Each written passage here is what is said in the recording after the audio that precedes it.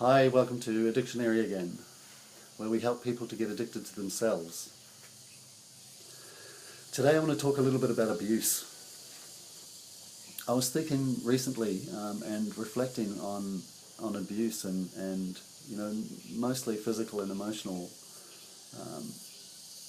but how it's not so much the abuse itself, it's not so much the physical abuse, the hidings, or the emotional, it's abuse that's actually so painful. I remember it was the times in between that, it was the actual fear of waiting for the abuse to happen, or the fear of, wondering when it was going to happen again. I think that was the most tormenting and the most long, stretched out,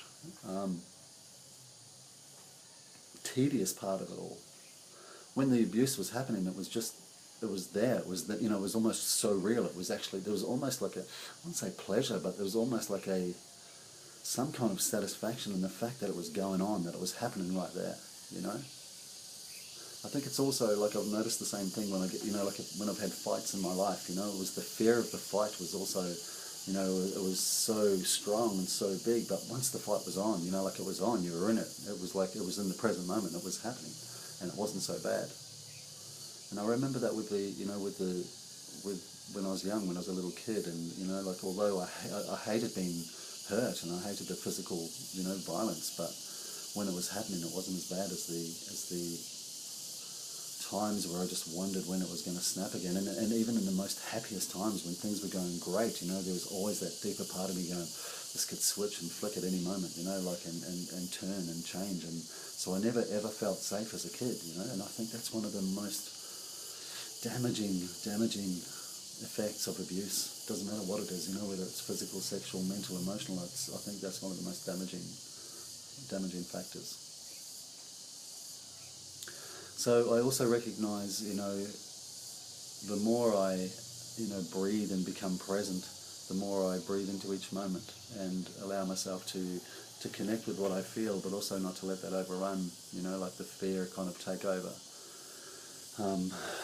Meditation helps a lot, it actually, it helps me to center and ground myself.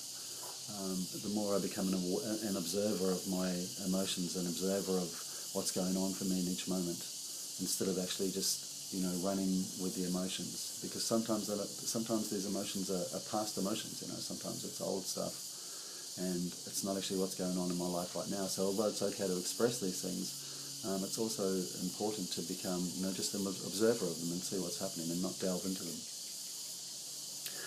So I hope you found this helpful, and if you want to touch base with me, then definitely flick us an email at lifetalk, LAFETORQUE @gmail.com. Stay tuned for more of our videos, and my name's Dean. I'm your unspiritual addiction guru, or expert if you like, and I want you to remember, whenever you go within, you'll never go without. So dig deep. Hope you have an amazing day. Talk soon. Bye.